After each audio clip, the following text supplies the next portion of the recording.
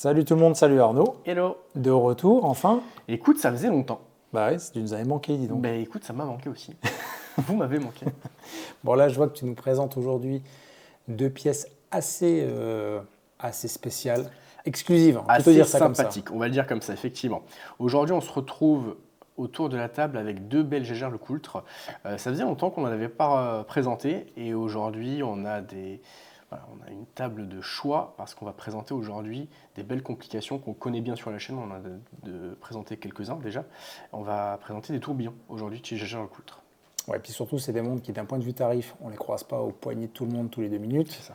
Et là, on est à combien? Juste les deux cumulés, on a plus de 200 000, je crois. On est sur aux alentours de 200K sur les deux cumulés, tout à fait. Ouais, donc on va bien faire attention, on ne fait rien tomber, on ne raye pas. Mais bah, écoute, si tu peux nous présenter la première qui est en or rose sur Tout ta à fait. gauche.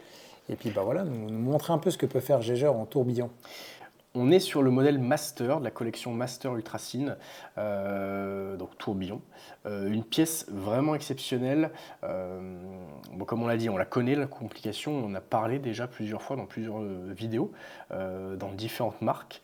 Et ce qui est intéressant, c'est de voir à chaque fois la touche que va apporter la marque sur leurs produits. Donc là, on est sur un tourbillon assez classique. On va en voir un juste après qui sera un peu plus différent. Là, on est sur un boîtier en or rose 18 carats qui sera vraiment bien monté avec cet alligator marron qui va vraiment donner cette couleur assez chaleureux à l'or. Et forcément, le tourbillon qui ressort vraiment très bien sur le cadran coquille d'œuf. C'est vraiment une très très belle pièce. À noter que c'est une pièce automatique. On le précise parce que c'est souvent des montres mécaniques à remontage manuel. Ouais, là, on est vraiment sur une montre automatique, donc qui a l'avantage de jamais s'arrêter si jamais on la laisse c'est tourner. surtout que d'habitude, les tourbillons sont en remontage manuel parce que la place que va prendre le tourbillon, ça te fait déjà En une termes sacrée épaisseur. Exactement, en termes de finesse. Et tout à là, regardez fait. Et la là, on montre. arrive à avoir quelque chose d'assez plat finalement, Bah oui. en version automatique. C'est vrai que c'est assez impressionnant. La masse en plus, elle est magnifique. Le Franchement, travail de finition, c'est que Gégère Lecoultre est connu pour ça. Je ne sais pas si on le voit dans mon dos, c'est peut-être flouté, mais on a la nouvelle Reverso tourbillon, justement, qui est en image derrière moi. Et le travail qu'on va avoir sur les anglages ou sur le mouvement, d'une manière générale, est vraiment exceptionnel. La masse oscillante, tu l'as dit, elle est travaillée vraiment aussi en termes de finition. On va avoir du sablage qui sera au niveau de la masse oscillante, qui est en or elle également. C'est vraiment une très de toute façon, tu t'attends quand même à avoir une pièce en or. à 95 000 euros, Ouais. effectivement. Je ne sais plus ce que ça donne chez notre ami là, près de Metz qui fait tourbillon, Sartori Billard. En termes de tarifs, on est à 90 000 euros était ou là-dedans. un peu plus après parce que c'était du hors taxe. Mais sur des pièces en acier. Oui, c'était ça. pas une pièce en or rose. Exactement. Là où chez Gégère Lecoultre, on a vraiment quelque chose qui est connu, reconnu, et c'est vraiment une pièce très très. Bon, fait sympa aussi, juste pour terminer sur celle-ci, je te la reprends, juste pour le montrer, mais je mettrai une photo, c'est qu'au niveau du tourbillon, vous avez quand même tout autour finalement un chemin de fer pour voir l'indication seconde, parce que c'est vrai que des fois, c'est pas indiqué ou c'est pas visible sur certains tourbillons.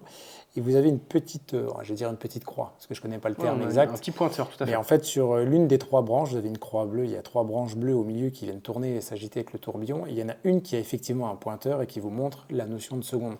Donc ça, c'est vrai que c'est sympa, parce que bon, sur la chinoise que j'avais présentée, par exemple, elle est scalée, on ne peut pas la comparer, mais en fait, tu as l'ouverture du tourbillon et tu ne peux pas te dire, C'est ça. le réglage c'est une est impression compliqué. après chaque fois, tout à fait. Et voilà, bon, fait aussi un petit aparté quand même. On a une petite date morte sur ce mécanisme qu'on a vu. Non, mais c'est pas méchant. Mais c'est vrai que je me suis posé la question. Et du coup, c'est juste que vous avez le cas sur certaines montres type Omega. On l'a déjà eu aussi. Moi, je l'ai sur ma Awake, par exemple. Vous avez des mécanismes qui sont assez, des fois standards. Et ensuite, il y a des modifications de modules. On retravaille après le module. Donc là, la couronne, attention, juste première position. En fait, c'est pas le réglage de l'heure, c'est la deuxième. Mais c'est important de le préciser parce que quelqu'un qui tombe dessus peut être amené à se poser la question. C'est pas une erreur de la marque, elle n'est pas cassée la montre, ça arrive. Sur le deuxième, on est sur une Master Grande Tradition platine, qui est une pièce encore plus exceptionnelle, parce que cette collection est réservée vraiment aux grosses complications, que ce soit les gyrotourbillons, il y avait notamment une Reverso qui était sortie il y a quelques années avec 4 faces, je viens pouvoir mettre la photo dans la vidéo, c'est toujours de très grosses pièces qu'on va avoir. Et ici, on est sur un tourbillon qu'on appelle un tourbillon cylindrique. La différence qu'il va avoir, c'est qu'un tourbillon cylindrique, le spiral, l'oscillation va être verticale, là où sur un tourbillon standard, elle est plutôt horizontale. Et là, pour le coup, en épaisseur, on est sur autre chose, on est sur quelque chose de beaucoup plus épais, sur un boîtier en platine, avec un cadran qui lui va être texturé, un peu à la façon Grand Seiko, qui est vraiment très beau, avec un espèce de guillochage qu'on va voir sur le cadran, qui est une pièce un peu plus... on voit qu'on est plutôt dans la tradition. Là où sur la Master Ultracine, on est vraiment sur une montre élégante, là on est plutôt sur une pièce voilà, comme le Patek va le faire, des boîtiers un peu plus épais, des choses peut-être à porter avec plus de soin. Bah, la montre, elle est exceptionnelle. En plus, le cadran, tu as un décroché sur le cadran. Exactement. Au niveau au niveau de la cage, après, sur la moitié de la cage. Ouais, mais du coup, ça amène, si tu veux, ça amène une question. Tu te poses, tu te dis, tiens, mais qu'est-ce qui s'est passé dessus? En plus, tu as 2 écritures de chaque côté. Je vous mettrai des photos et des plans.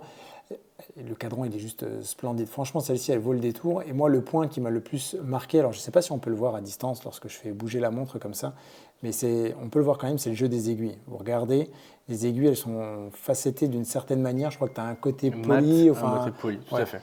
Et ça t'amène une vie qui est... En fait, je pense que les aiguilles même viennent, pour moi, j'ai l'impression que c'est presque la pièce principale, tu vois. Le tourbillon, il est magnifique aussi, mais en fait, ce jeu de lumière sur les aiguilles, il est impressionnant. Mais c'est vrai que là, on est après forcément dans le haut du panier de l'horlogerie. Après, c'est vraiment des pièces exceptionnelles. Et c'est aussi intéressant de pouvoir vous montrer la différence qu'il y a sur des pièces exceptionnelles. On peut même aller encore un peu plus loin sur la complication avec un tourbillon standard, un tourbillon après cylindrique. L'idéal serait un jour de vous présenter un gyro-tourbillon. Je sais que Zénith en a fait un très très beau qu'on devrait pouvoir, à un moment donné, pouvoir présenter. Donc on se fera un plaisir de vous présenter ça. Fais pas un teasing qu'on n'aura peut-être pas, mais ça peut être cool, ça serait cool. Je m'avance sans m'avancer, mais a priori... Non mais par contre ça peut être bien, tu vois, une fois, ou même une visite de manufacture type Jaeger, ça peut être super cool d'aller voir effectivement les métiers sur tout ce qui est justement travail dans la haute horlogerie. Surtout que là, alors juste en termes de diffusion, c'est des pièces qui se sourcent comment? Tu mets combien de temps pour les avoir ou autre? Je pense que tu les as pas comme ça du jour au lendemain. Alors ça c'est des pièces, je vais pas dire qu'elles sont faites à la main et à la commande, mais on n'en est pas loin. Faut pas oublier que Jaeger LeCoultre, c'est une toute petite production. Alors j'ai pas les chiffres en tête, mais on est aux alentours de 70 000 montres à l'année. Donc pour la production mondiale, ce qui reste assez petit en termes de prod. Oui, puis ça dépend des modèles, tu as les modèles femmes, tu as tout. Donc là, sur ce type de pièces-là, tu dois pas être élevé. Forcément, sur la haute complication, c'est des produits qui sont encore moins courants. Donc en partant sur une commande classique pour un tourbillon en master ou en cylindrique, il faut généralement compter une petite année pour se faire livrer. Ouais, donc ça se compte en centaines de pièces, tu vois, ce nombre de pièces-là. Ça va pas chiffrer loin. Peut-être un millier de pièces, mais pas beaucoup plus. Bon, en tout cas, c'est cool. Je remercie d'avoir pu nous les présenter. Merci à Jaeger de faire des pièces pareilles parce que c'est toujours un grand plaisir de les voir. Et puis, écoute, si un jour ils veulent nous inviter, nous, on n'est pas fermés. La porte est grande ouverte chez nous, donc envoyez-nous les invitations, on vient avec grand plaisir. Et puis, écoutez, merci à vous pour ceux qui ont regardé cette vidéo. Et puis, Arnaud, on attend la Zénith alors. À très bientôt. Salut tout le monde. Salut.